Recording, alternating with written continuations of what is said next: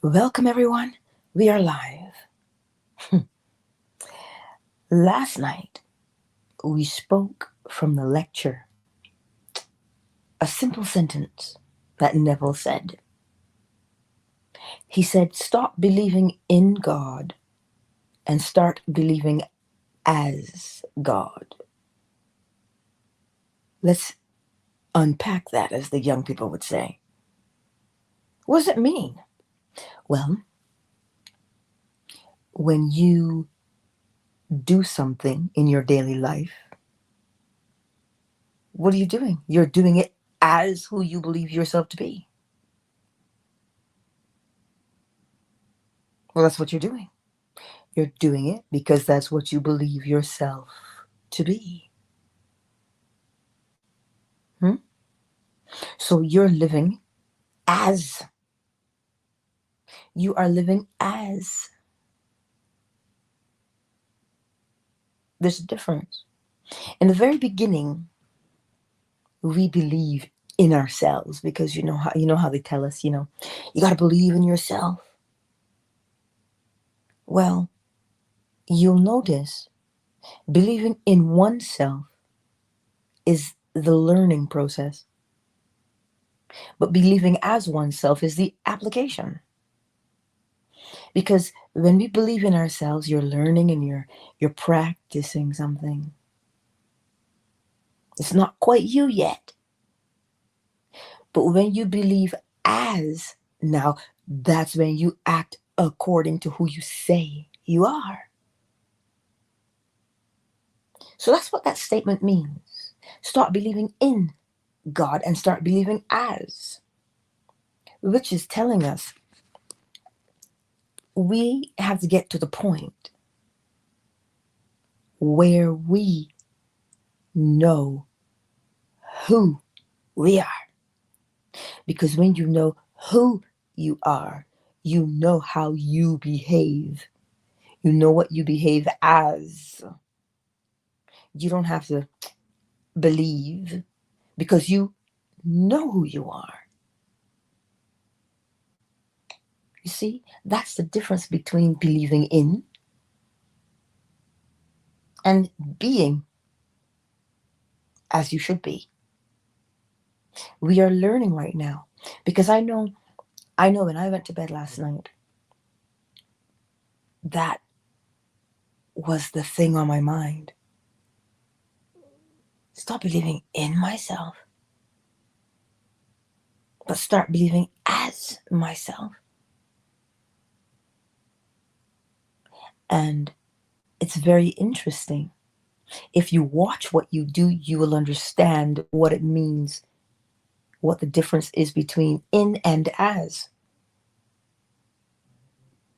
We act according to the state that we are in, the mental mood. We act as that because it is what we know ourselves to be. Whether we deliberately know it or we unwittingly know it, we know it nonetheless. So you see, you and I on a daily basis are always living as. Do you see the difference? Is this beginning to make a little bit more sense for us today? Because sometimes, think about this, when you started now, for instance, you are in a karate class, you're learning the moves, you're learning how to master them. You have to believe in yourself. But you see, when you get the black belt, how do you behave now? You behave as a black belt, not in a black belt. You believe in a black belt in the beginning until you master the art of being a black belt. And how do you know? You're tested, aren't you? And here's the thing. When we go out into the world, sometimes we say things like, oh, the universe is testing me. No, you're only ever testing yourself, whether deliberately or unwittingly. When you test yourself deliberately, you are the one as you roll up your sleeves as who you say you are, and you say, okay, look, let me see what I can do.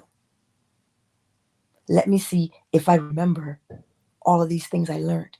Let me see if I can put it into practice now because I am this. So when this person who's now a black belt goes out into the world, they're not going out into the world believing in black belts.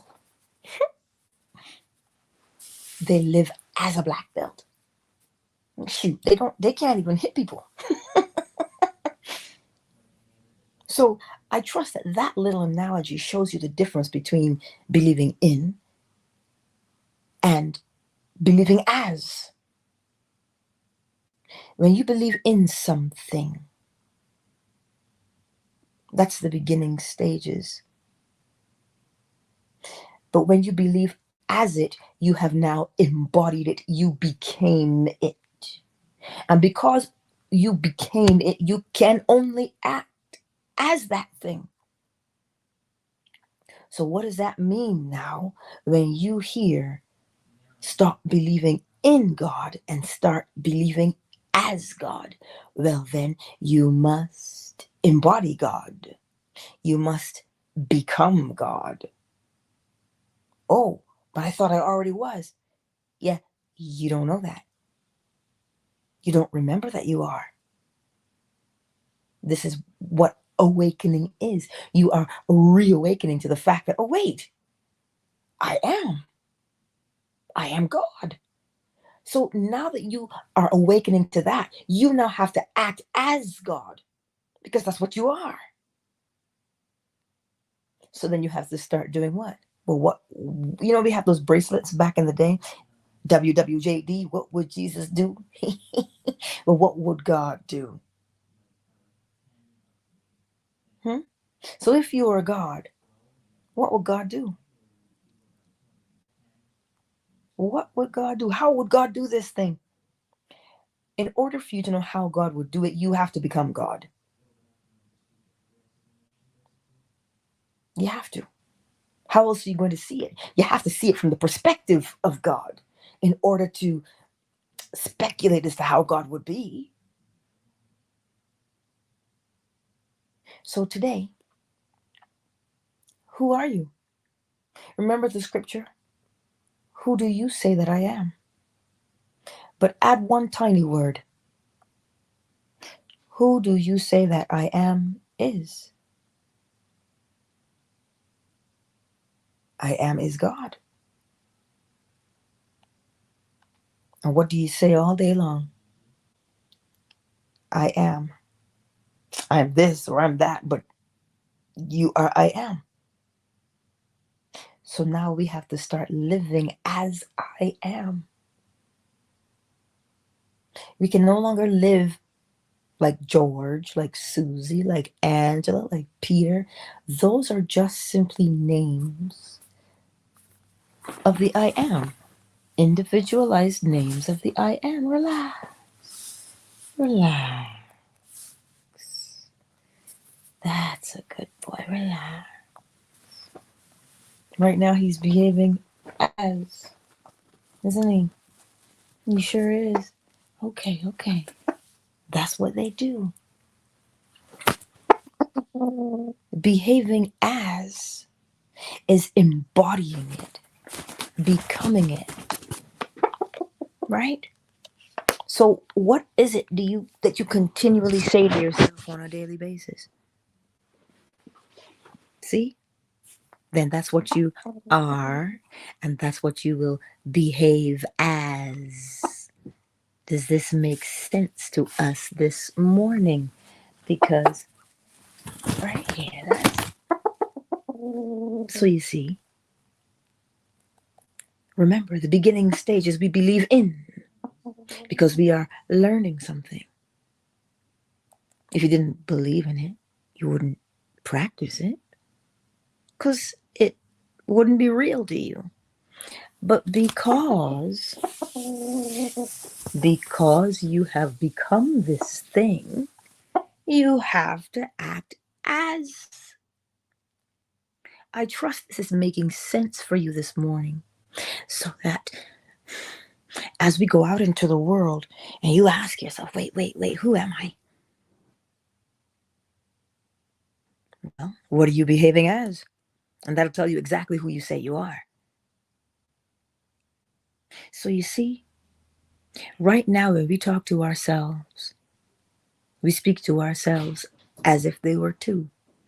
Because it's just easier to get your head around that there's two, right? If you talk to yourself as if there's two of you. But do you see the separation it implies? But again, the promise tells us, we awaken. So you don't have to fret and worry about when you will awaken. You just know that you will. So today, start living as if that promise were true. It's not something that's willy-nilly. It's not willy-nilly, right? We have to start living with that in mind. Now, wait a minute. I'm going to wake up. Well, I might as well live. My waking is guaranteed. So I may as well live to the fullest. So what does living to the fullest mean? It means you are doing those things you say you want to do. You're becoming those things you say you want to become. You're embodying the state you want to enter. Always remember this part. All we ever do is enter state and give it life. Enter state after state after state and give it life. Just doors. You open one door and you give the door, that room that you've opened, you give it life. And so you live as that. See? That's what we're doing on a daily basis. Nothing more. But because we don't know that that's what we're doing, that's why we falter sometimes. And you know what? Let me take that back. We don't falter. Not in being who we're being. We go out into the world and listen, if we're wrong and we're strong. That's how we go out into the world and do it. Because we act according to the state that we're in and day out. So now, learn how to move deliberately from one state to another. Because you're God, remember? And I know that's hard sometimes to get our heads around. Yeah, but God made everything. You see, the reason why we still doubt that we are God is because we have been conditioned to look on the outside and say God is out there. We've been conditioned to believe that, to project God outward from ourselves. But in twofold, I just heard what that was. Think about it. We've been conditioned to think that God is outside of us. The only way God can get outside of you is if you project him outward. That's the only way God gets out there, is if you project him outward. So has God left the world? Has God abandoned the world? No. We just stopped knowing that that's what we were. So when the scripture says, ye are gods, we think in terms of singular. We think in terms of, Anunnaki and whoever else, Pleiadians. We think in terms of extraterrestrials. But cool your laurels for a minute and hear this part. Whether you believe in extraterrestrials or you do not, there's still one spirit. There's still one God. So whatever extraterrestrial you want to call it, is exactly the same as you, just with a different face and perhaps a whole other biological makeup.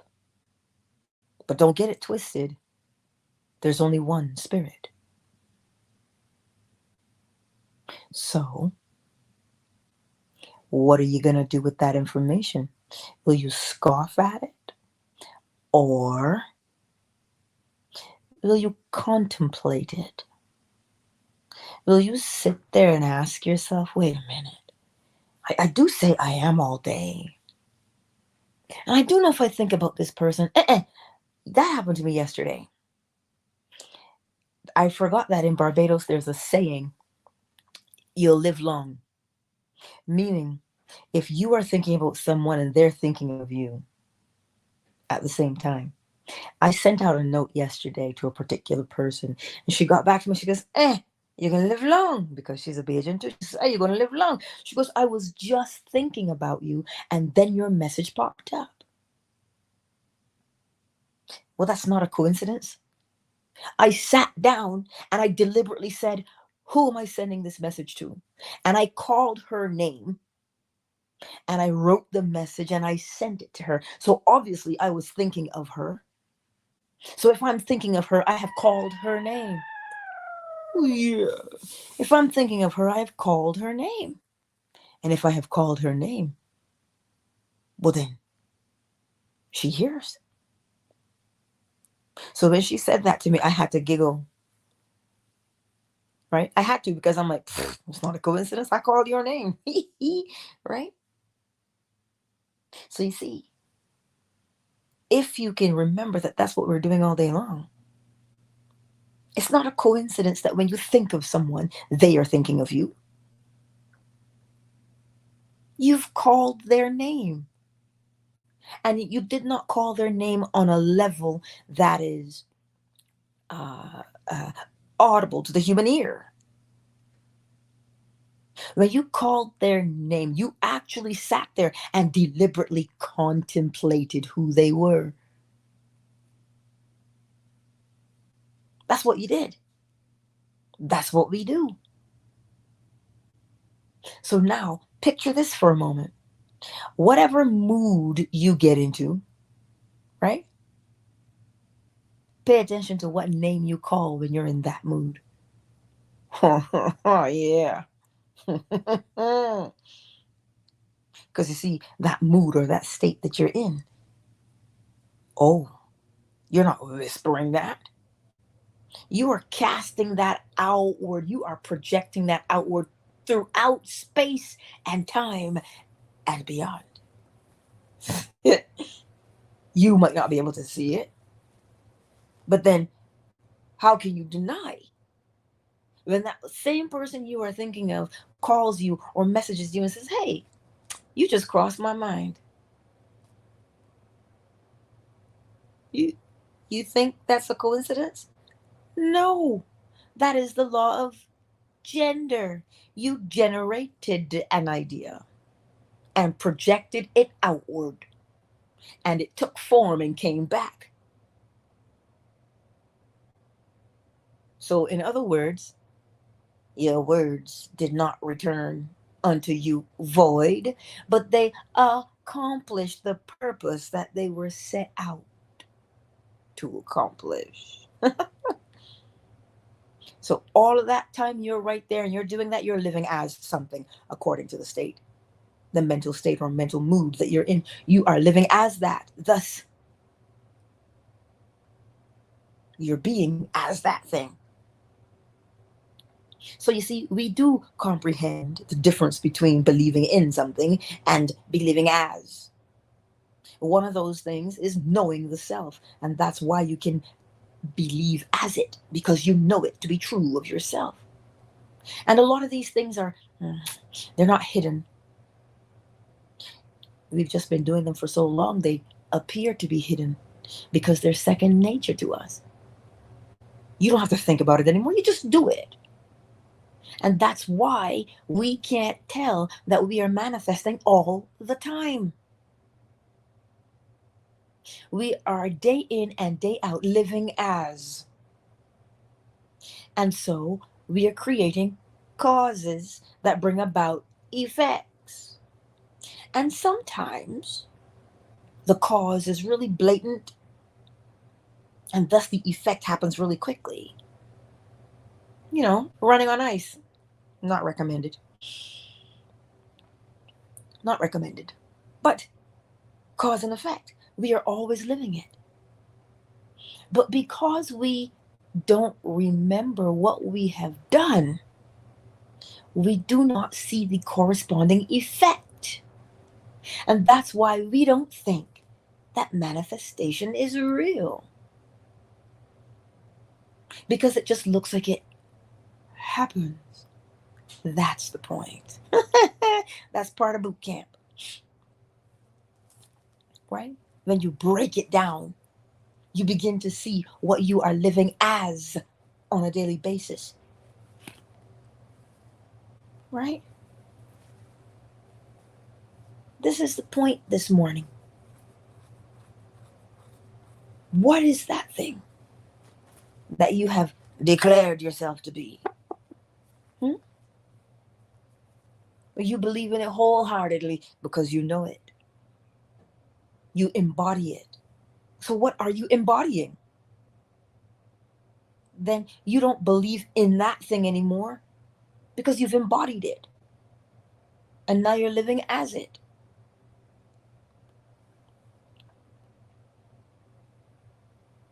Yes, delight, we are always living cause and effect. You see, now here's the beautiful part of that, though. Sometimes we think that uh, I had someone say to me, that's just my life. That's the way it is. Ever since I was a young girl, that's been my life. And it doesn't matter what you say. It doesn't matter what you try to explain to this person. They only believe what they have seen since they were 13 to be true. And their whole life has taken on that expression. Remember 2 nights ago? I think it was 2 nights. When Neville in his lecture said, sometimes it can be hard for people who are suffering to hear that they are the root, the cause of their suffering.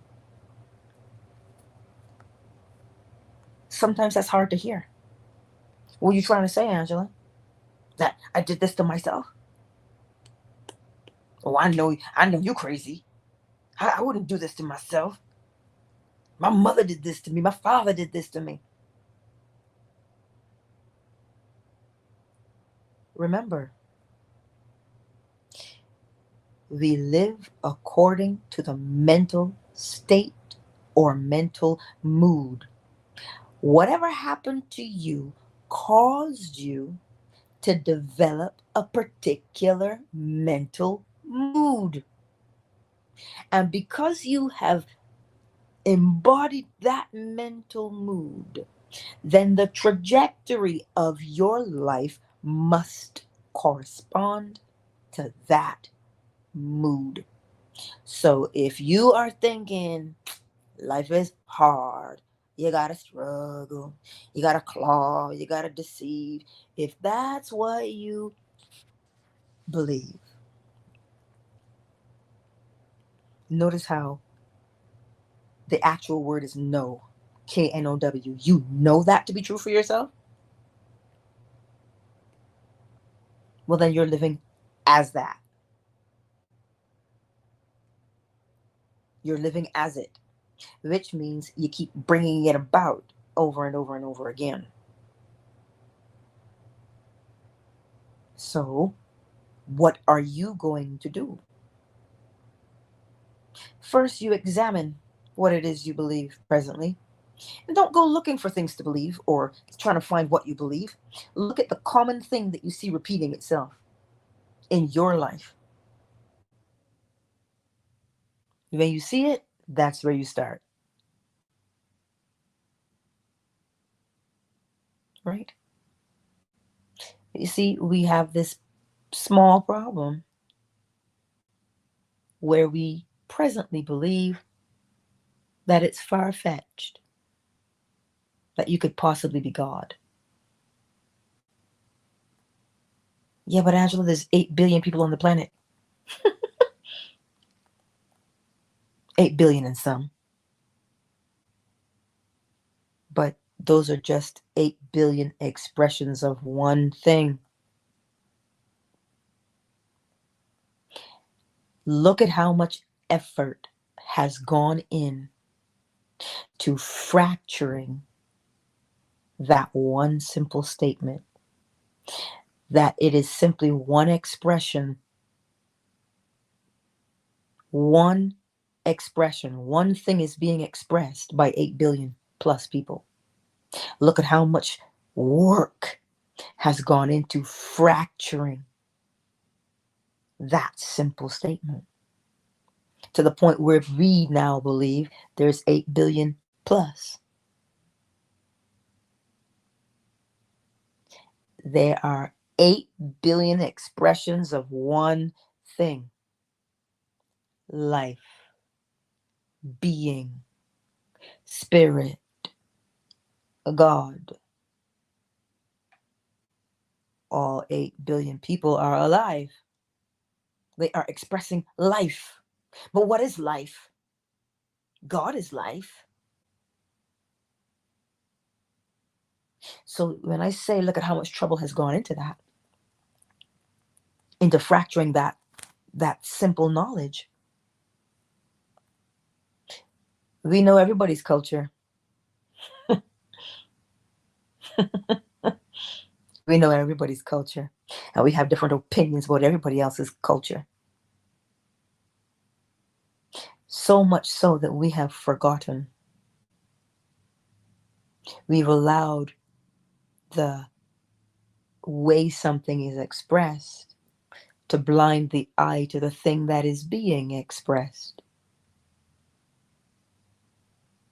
So right now we are living as an individual.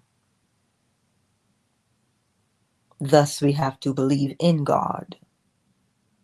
But if you were living as God, you would know what an individual expression is.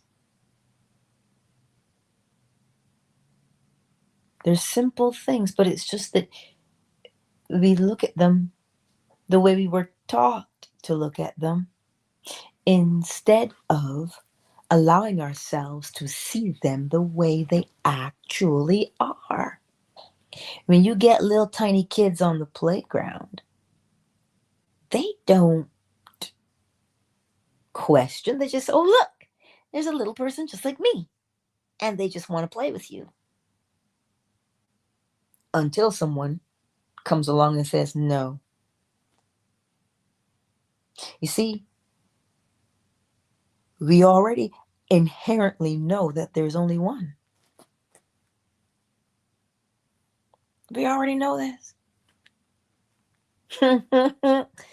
But it blinds the eye, the things that we've been told incessantly. Some of us don't want to admit how long we've been alive, ladies. But it just means that's how long you've heard the same story. That's all. That's all. Doesn't mean you're old. You are immortal. It's not, you're not old. So today, as you go out into the world, practice seeing. See your neighbor differently. Oh, what does scripture say? Love your neighbor as yourself. What was that again, Angela? Love your neighbor as yourself? Why? Because you realize your neighbor is you. That's why you love them as yourself, because they are you.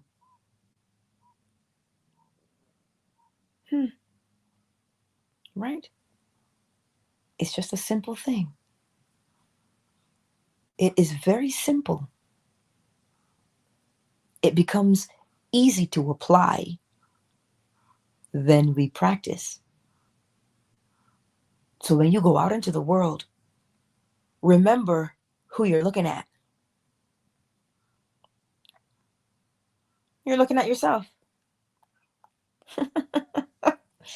So how are you going to treat yourself?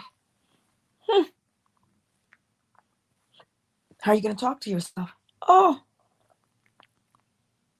I promise you, the world would change dramatically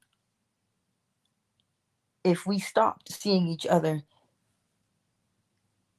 as superior, inferior, smarter, less than. But if we saw, and here's the thing, we are so desperately looking for equality. How are you going to get equality when you don't see the other person as you?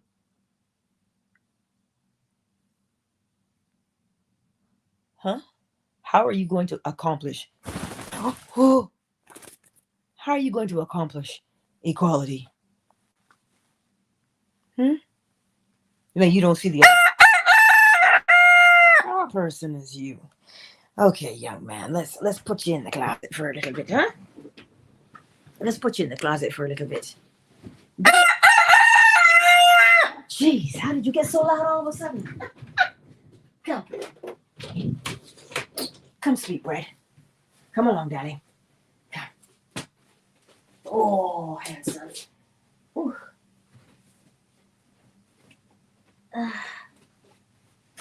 There you go, sweetness.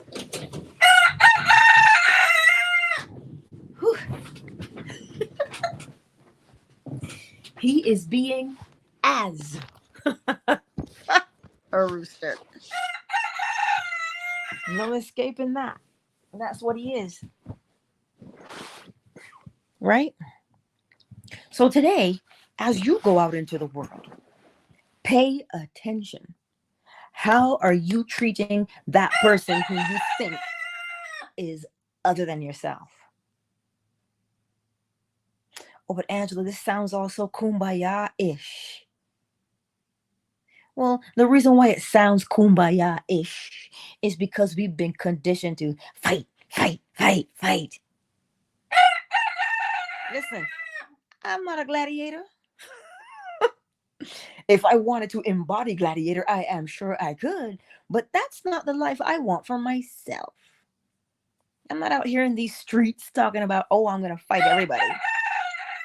You got to see it my way. No, I'll tell you one thing about humanity. Humanity genuinely wants peace, you know. Genuinely. But you've got to embody peace so you can live as peace. Stop believing in peace and start living as peace. Right? We get peace because we are peaceful.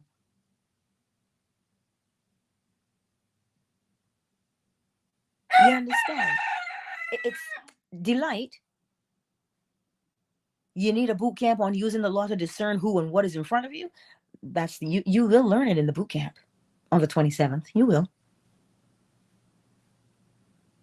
It's just a matter of using the law, practicing every day. Right? This is the way that we bring about. People always talk about, oh, I'm healing. But you're in a state of healing. How about you move to a state of actually being healed? Remember, these moods, we enter them as doors. What's behind door number 1? What's behind door number 2? You just open the door. You don't have to enter that door yet. Open it. And you will see things inside of it. Is that what you want for yourself? If you open that door and that's the life, if you see the life you want behind that door, then you walk into it and you inhale and exhale and you give it life. You bring that state to life by being in it and embodying it. Thus, you're living as that state. But if you come upon a state and you go, ooh, This room has a lot of gladiators in it. I don't want to enter that one. And you close it back. You're backing away, and you close the door. Click. And you move on. It is just a series of rooms, moods, states that we enter on a daily basis.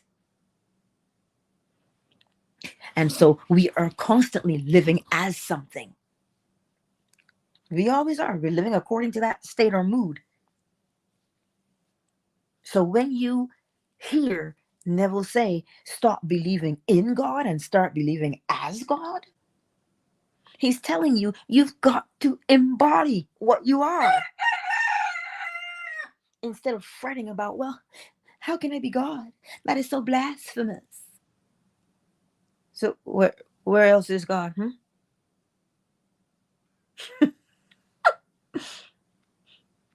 That scripture, I will pour out my spirit on all flesh. Read it again. I will pour out. The key word there is pour out. Well, the key words. To pour out of something would imply that it's full. Right? There's something in something. Thus, you can pour it out. If it's not within, you can't get it on the outside. It has to be within first. So that scripture says he will pour out his spirit on all flesh. So it has to come from within. From within where? Who? Well, God is within. So obviously that scripture is telling you it's pouring out of you. It's pouring out of you. We want to heal the world. We want to change the world, but we don't want to change us. The only way the world will change is when we embody what we are. Not who we've been conditioned to be, but embody who you actually are. Oh, I'm black. And? Oh, I'm white. And? Oh, I'm this. And? Oh, I'm Italian. And? Still an expression of God. Sorry. I don't care how you dress it up. I don't care what language you speak. You are still an expression of God itself. So we are so busy living as black or living as white that we forget what we actually are.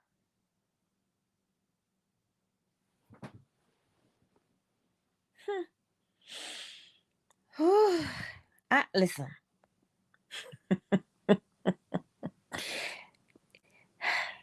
There will come a time. That's why I like the fact how Neville put it. He separated the two, the law and the promise.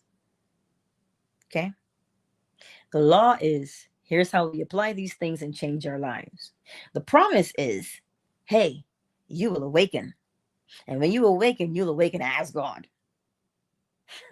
Not as a God, but as God. There's no a God, because there's only one.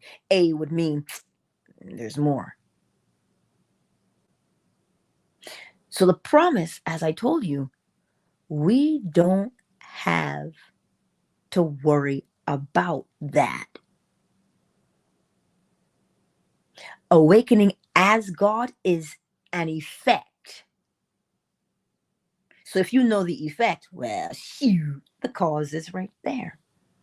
What's the cause? You coming into the awareness that you are God. Because you can't, I like this again, is why I like how Neville puts it. There's nothing you can do. When that promise is ready, like when the dough is proofed, that's when you bake it. But not before, or else you're going to end up with a mess. Listen, you'll be able to knock a brother out with that loaf of bread if you don't let it proof. If you don't let it proof all the way. So everything has its appointed time. Your awakening, my awakening, has its appointed time. So just live It is inevitable, right? It's inevitable that we return to the oneness that we are. We haven't really been separated from it. It just looks like we've been separated. So live. This is why the law is important. Which means, how are you living here right now? If you say, girl, Angela, I could show you a better job. Girl, I could find me a good man. Whatever that thing is that you would like to experience, use the law to mold and shape it and bring it about in your life. Yes, you have that capability. We all do. Well, we're doing it all day, every day anyway, molding and shaping our lives the way, whether we deliberately want it that way or unwittingly, we still mold and shape. So you see, don't fret. Just apply the law. Apply the principle. If you're here for the first time today, you're like, this heifer is crazy. What's she talking about? Apply the law. The all is mind. The universe is a mental creation. Well, it says the universe is mental. When you say somebody is mental, we have our own connotation for that. So I say the universe is a mental creation. Correspondence, as above, so below. As below, so above. As within. Above is within. Below is without. And everything is moving from where it is to where it's going. Always. Always in its same nature, it's moving. Polarity. And it creates a rhythm, an ebb and a flow, bringing about a cause, which triggers an effect. And an effect brings about a cause. All because you generated an idea or a thought and projected it outward, masculine. And when you have the experience came from where? Oh, the seemingly invisible womb, which is feminine. That's the law. Yeah, but Angela, that's all nice and good, but how am I supposed to apply that to my life? You look at where you are. What are you doing? Are you okay with that? Are you happy with that? I read somewhere last night, somebody said that desire will always leave you unsatisfied. And I thought to myself, spoken like a true person who doesn't know the law. Desire is motion. And everything is always in motion. If you did not have desire, you would be stagnant. And you cannot be stagnant because everything vibrates, everything moves. The part that we don't get is when you have a desire, the desire doesn't come from the outside. The desire erupts from within. You are penetrated by your desire. And when you fulfill the desire, you have grown, you have expanded, you have moved from where you were to where you're now at. So without desire, we don't move. I think what they're speaking of here, if I could speculate, is unsatisfied or unfulfilled longing. That's what they're talking about. Always in a perpetual state of longing. The law teaches you don't have to be in a perpetual state of longing. You want a new job? Okay, well, what is that job? You don't know what the job is, but do you know how that job is going to make you feel? That is an effect. The thing you experience is the effect. So if you know how that job is going to make you feel, how having that particular job is going to make you feel, hey. And not just, you see, we get caught up in the word feelings. We think it's just emotion. Sorry. We think it's just an emotion or a feeling. But no, it is a knowing. If I ask you, well, how would that job make you feel? Well, you'll say, oh, I would feel relief. I would feel glad because I can pay my bills. I would feel good. I can keep a roof over our heads. What do you know? You know that having that job would help you do those things. So to feel it is to know it as being real. So when you now say, look, I don't know the type of job I want, but I know how I feel about that job. I know what I want to experience. I want to have a good work-life balance. I want to have great wage, great benefits. You know all those things, and you know how they make you feel? All right then. Every effect has a cause. So if you know the effect, you will bring about that cause because they travel together. And you don't have to force the cause to come about. Nah, stand firm in the desired effect you want to experience, and the cause materializes. The cause will just what? Happen. Why? Because that is the design. And when it happens, you'll be like, oh my God, what a coincidence. Flo smiles. Yes, we are constantly being penetrated by our desires. You see, perhaps looking at the word penetrate in a different light would help us. Bullets penetrate, knives penetrate. Oh, what kind of penetration are you looking for? See, what kind of effect? If you know the desired effect that you want to experience, the cause emerges. But if you don't stay true to that effect, what do I mean by stay true? If you say, well, I know what I want, but that's a little far-fetched. I know what I want, but I don't think that's possible. I know what I want, but I don't have those kind of qualifications. I know what I want, but I don't know the right people. How do you expect to bring about the cause? How do you expect the cause to unfurl, to blossom and open for you, if you cannot maintain the effect? Huh? How you expect that to happen if you don't maintain the effect? You've got all of these excuses as to why the effect is not plausible. So you see what you are believing as? You are believing as a doubtful man or a doubtful woman or a double-minded man or a double-minded woman, whatever you want to call it. That's what you are believing as when we interject our excuses as to why an effect cannot happen. When the law says to you, every cause has an effect, dude, but every effect has a cause. That's the law. Every effect has its cause. So hold on to the effect, because the longer you hold the effect, well, sooner or later you'll be penetrated by the cause. You just have to hold it. Steady. Steady. Right? That's all you got to do is hold it steady. And how do you hold it steady? By knowing that that's what you want to experience, and not being persuaded otherwise. Oh, but what if it's wrong for me? Oh, dear God.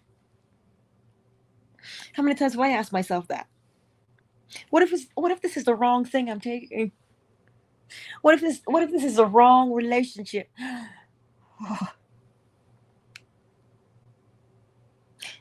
You see, it's not a matter of right or wrong. What is your desire? How does your desire make you feel? Well, then that's how you know. That's how you'll know. But don't let me prattle on. Let's welcome everyone this morning, shall we? Twitter, hey, Ran. V224, it's symmetric. And oh, look at that. We've got a beautiful Shay in the house, too. I see you on Twitter. Listen, it is always beautiful to see you here. Always, truly, it is. Who is on YouTube this morning and Facebook? Oh, Melly Mel is in the house. Well, hello, Melly Mel. It is good to see you. Hello, Jeff, darling. Anar is in the house. Sonia is in the house. Now, those are the ones who've made themselves known in the chat. But for the others, I see you. I see you. And I love you too. Fan base, who's here this morning? Let me move from the chat. Hold on a second. Fan base, who's here? We've got, oh, hello, Mike. Every time I hear Mike, I want to say Big Mike. Anyway, it's early. Happy is in the house. Terms and conditions. Flo Smiles is here. Delight is in the house. Ali is here. Oh, Yolanda. Well, there's a stranger if I ever saw one. It is good to see you, honey. I actually called your name last night. I was looking through and I said, I wonder how Yolanda is doing. And here you are. Fancy that, huh? Mansa is in the house. Fawn, darling, is in the house. I am is in the house. KZ, Joaquin is in the house. Oh, look, the original Shea Butter is in the house. Oracle Tree House. I see you, baby. Listen, I love each and every one of you. I genuinely do. As you go out there in the world today, remember who you're looking at. Listen, if somebody asks you, what you looking at? You say, I'm looking at myself. They'll leave you alone because they'll think you're nuts. How could you be looking at yourself when somebody's asking you what you're looking at and you're looking them in the eye? Just say, I'm looking at myself. That's why and how come we can see beauty in another. See the world as yourself. Oh, see, as yourself. That's the beauty of what we have. The law does that, but so does the promise. You see, cause and effect, right? Law and promise, they go together. They go together. Oh. See? Look, I know sometimes it can seem impossible or far-fetched. What's all this love talk we got going on? Don't you see the amount of violence in the world? All this crime in the world? I know it's there just as much as you do. But I also know how it got there. Because somebody forgot who they were. They're just in a different state. And they don't know that that's what they're doing. That's why when you hear, Father, forgive them, for they know not what they do, it becomes easy to forgive when we recognize that people are just in a state. So you can forgive the person. You're only forgiving yourself for having slipped into a state. And we all do it. We slide into a state. Sometimes we slide in like we're sliding onto home base. That's what we do.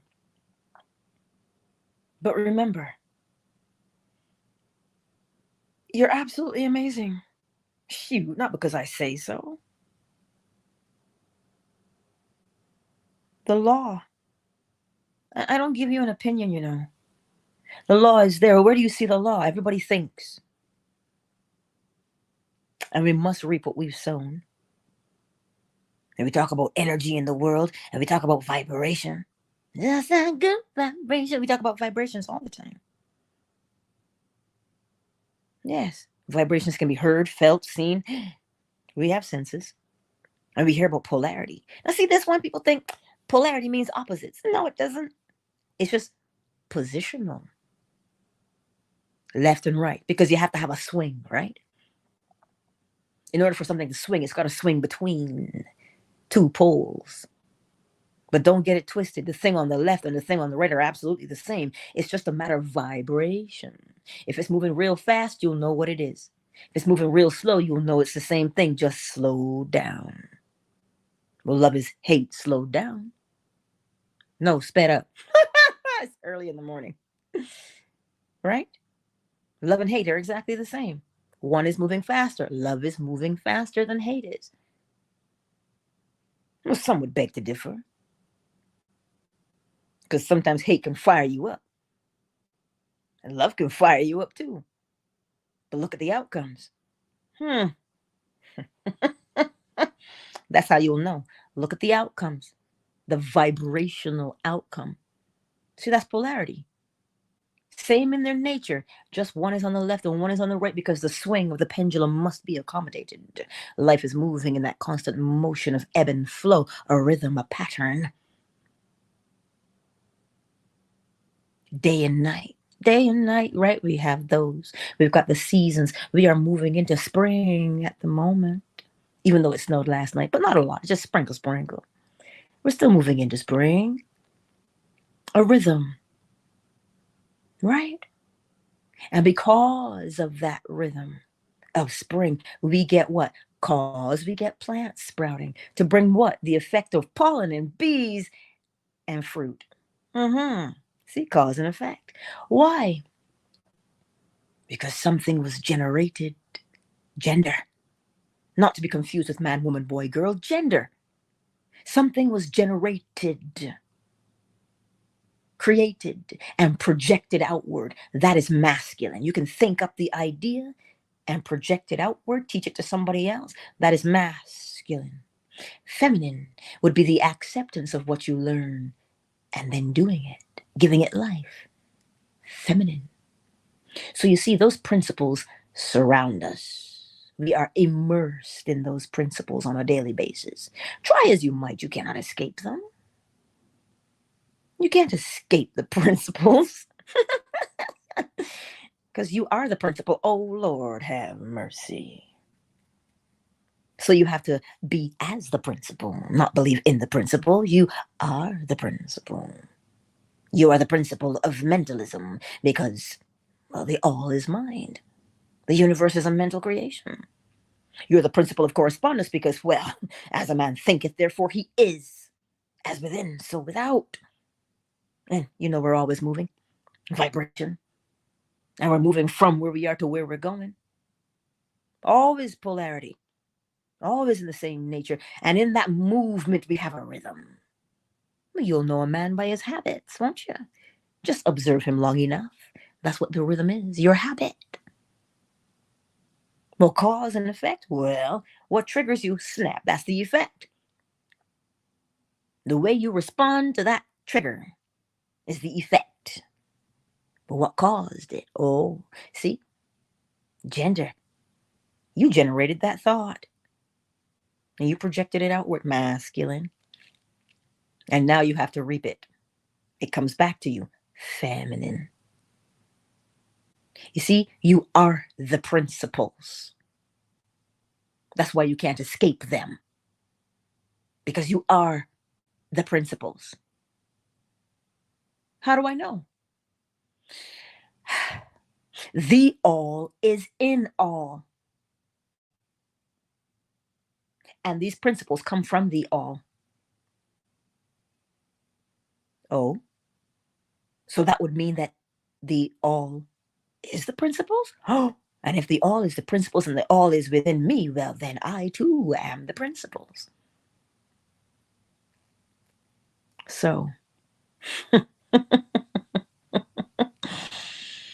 whew, this and that one just, I want to say that came out of nowhere, but it didn't come out of nowhere. That came out of the depths of my being. Because now, for once,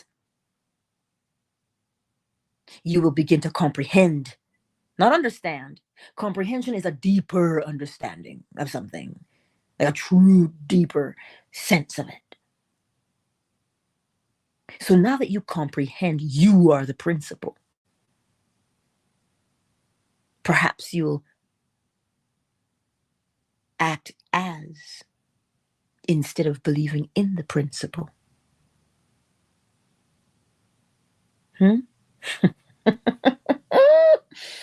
I do love you. Genuinely, I do. So this morning, as you hear the bowl playing, You may get bird song. I don't know. A little bit is quiet. He in the closet. I'm sorry, Fawn. He knows I still love him, even though he's in there. He knows I love him because I can't stop him from being a rooster. He's gonna crow whether or not I want him to. He has to act according to what he is. I can't stop him. I just put him in a place where he can be it so he can have a little bit of quiet. Right? So as you hear that bowl and possible bird song this morning, I want you to contemplate. Wait, this crazy heifer says I'm the principal? I'm the principal of mentalism? What the hell? I'm the principal of causation? You wait, I am the principal? I am creating this experience? Yes, contemplate that you are doing that. Contemplate it. Yes. Think about it. To contemplate is to think about it.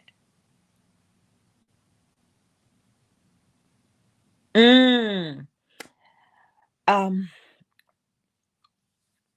I will answer that one. I just want to make sure I haven't missed any of the comments or questions before I play the bowl.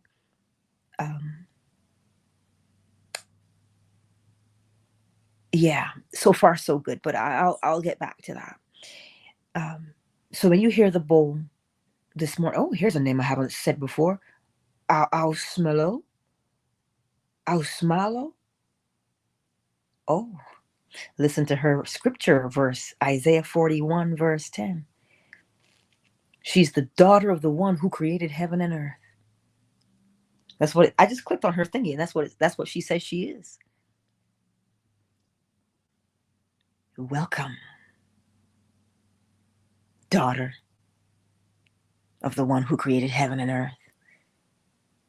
But also remember that I and my Father are one. I and my Father are one. Yes. Anyhow, as you hear the bowl this morning, perhaps that is the way to contemplate it. I and my Father are one. You are not separate from God. You aren't separate. Let me get the bowl. There's only one. Only one.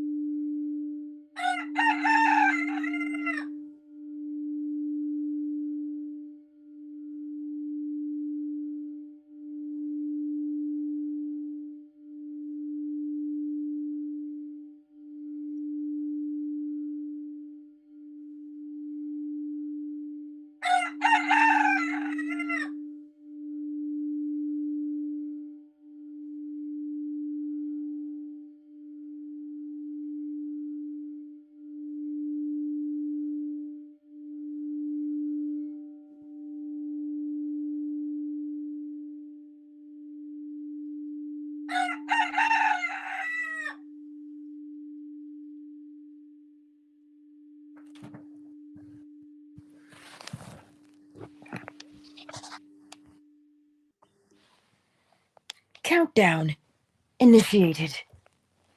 5, 4, 3, 2, 1. Thank you all. Let's go. Symmetric. Ren and Ausmalo. I trust that. Send me a voice note and tell me how to say your name because I want to get it right. It is a beautiful name. Thank you all for being here on Twitter. Let's make the announcements. Manifestation Bootcamp, April the 27th, 10 a.m. to 4 p.m. Eastern Standard Time. It is a hard and fast 6 hours. But by the end of that, you will grasp a lot of things where you become much more secure in who and what you are so that you're anchored in the law itself. That's that. And for the others who've not gotten the rest of your money in for the Barbados Retreat 2024, we have until the 22nd, but let's not wait till the 22nd, yeah? Let's get that in so I can get the money to her and secure our hotel. And also, if you have not pre-ordered your deck of Hermetic Oracle cards, what are they? Hermetic because Hermes was the one who wrote down the 7 principles. But I put them in card form because when you pull a card every single day, you're not pulling a card to decipher your future. You're pulling a card to practice that which you are, which is the principles of creation. That's what you're doing on a daily basis, and you're ever keeping the law at the forefront of your mind. Nothing to discern or decipher. The law is what it is, and it's telling you. So whatever question you want to ask before you pull a card, you got to know that you'll have to put the work in because it will tell you according to law, not according to what my mood is, but according to law itself. And you always know that you can slide into my DMs if you have questions, not because I know everything. I know nothing. Except for those 7 principles. That's it. I don't know nothing else. And every day that goes by, I learn more and more about those principles and how to apply them to my life. So I will always respond to your DMs, not with an opinion, but with law. So those are the announcements. Can't keep you any further, but tonight, 10:45 p.m. Eastern Standard Time, if you are awake, you know how we read the Neville Goddard lecture so that we can fall asleep in the state of the wish fulfilled. We fall asleep with the law on our hearts, and we wake up and we hear it in our ears. Oh, what a day. Anyhow, YouTube and Facebook, Melly Mel, Jeff Darling, A-Not, Asanya, and for the others who've not made themselves known, fan base, you know I'm coming for you, don't fret. I will see you tonight, 10:45 p.m. Eastern Standard Time. Much love to you all. Indeed. And Twitter, I love you. Twitter is closed. Let's get that water ready. YouTube and Facebook, you know I love you. Parting really is such sweet sorrow. I'll see you tonight, my beautiful friends.